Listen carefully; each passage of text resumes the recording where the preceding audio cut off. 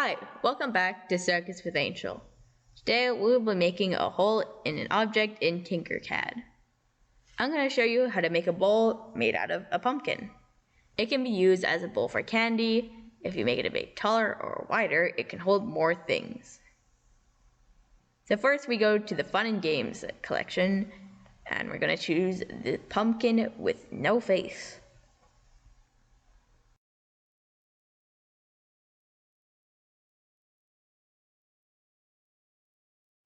Now that we have it, we're going to make it a bit bigger because the original size isn't that big.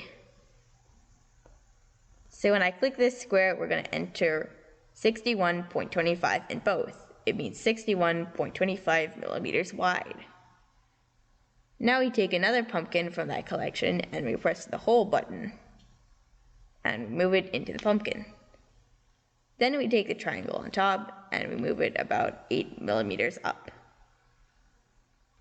Then the whole pumpkin has the two boxes, and we enter 52 on each, making the hole 52 millimeters wide.